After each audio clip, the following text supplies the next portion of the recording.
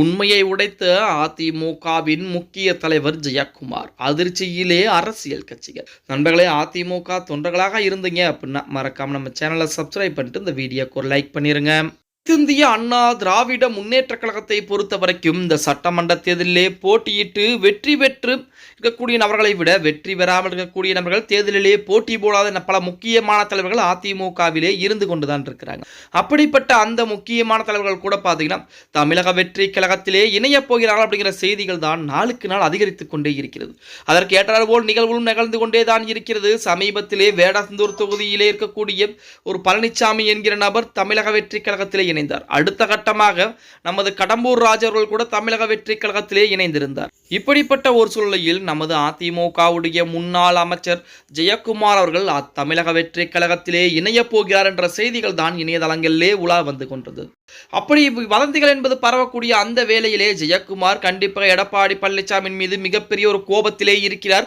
எடப்பாடி பழனிசாமி பாஜகவுடன் கூட்டணி வைத்ததன் காரணமாகத்தான் நான் தோல்வி அடைந்தேன் என மிகப்பெரிய ஒரு கோபத்திலே இருப்பதாகவும் அதன் காரணமாக தமிழக வெற்றி கழகத்திலே இணையப் போவதாகவும் செங்கோட்டையின் மூலமாக தூதுவிடப்பட்டிருப்பதாகவும் ஏகப்பட்ட வதந்திகள் என்பது இணையதளங்களிலே பரவிக்கொண்டுதான் இருந்தது.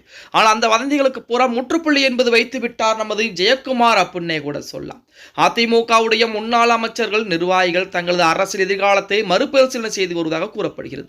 இப்படி இருக்கையிலே அதிமுகவுடைய முன்னாள் அமைச்சர் ஜெயக்குமார் பெயர் அரசியல் வட்டாரங்களிலே சூடுபிடிக்க ஆரம்பித்திருக்கிறது. ஒரு காலத்தில் அதிமுகவின் முக்கிய பேச்சாளராகவும் சமீப காலமாகவே அரசியல் செயல்பாடுகளிலே அதிகம் ஈடுபடாமல் இருந்து வருகிறாராம். இதற்கு அதிமுகவில் நிலவும் அதிகார போட்டியும் கருத்து வேறுபாடுமே காரணம் என சொல்லப்பட்டுக் கொண்டிருக்கிறது.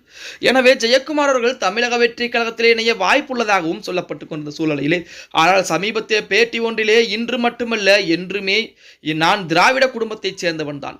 அன்றைய ராபின்சன் பூங்காவில் தொடங்கிய அண்ணாவின் திமுக முதல் அதிமுக வரையிலான திராவிட பாரம்பரியமே எனது வரலாறு என்றும் அதிமுக தொண்டன் வழியில் தான் என்னுடைய பாதை என்பது இருக்கும் எனவும் நமது ஜெயக்குமார்கள் அதிரடியாக தெரிவித்திருக்கிறார். இவ்வளவு ஸ்ட்ராங்காக இருக்கும் இவர் தமிழக வெற்றி கழகத்தில் இணைவதற்கு வாய்ப்புகள் என்பது இருக்கிறது என இணையதளங்களிலே செய்திகள் வெளிவந்த போதிலுமே நமது ஜெயக்குமார்களை பொறுத்த வரைக்கும் நான் திராவிட குடும்பத்தைச் சேர்ந்தவன், அதிமுக தொண்டனாகத்தான் அந்த பாதையிலே பயணிக்க விருப்பப்படுகிறேனே தவிர மாற்று கட்சியில் இணையக்கூடிய எண்ணம் என்பது ஒருபோதும் எனக்கு கிடையாது.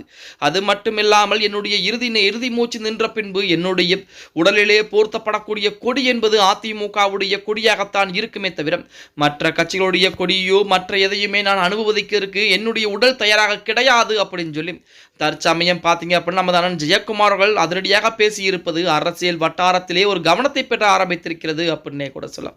அதிமுக வேண்டாம் என மாற்று கட்சி இணையக்கூடிய நபர்களுக்கு ஒரு செருப்படி பதிலை கொடுப்பது போலத்தான் நமது அண்ணன் ஜெயக்குமார் அவருடைய பேச்சு என்பது இருக்கிறது அப்படின்னு தான் சொல்லி ஆகணும். ஓகே கைஸ், வீடியோ பிடிச்சிருந்தா மறக்காம லைக் பண்ணுங்க. அப்படி நம்ம போடக்கூடிய வீடியோ பற்றின கருத்துக்களை கீழே மறக்காம கமெண்ட் பாக்ஸில் பதிவு நண்பா.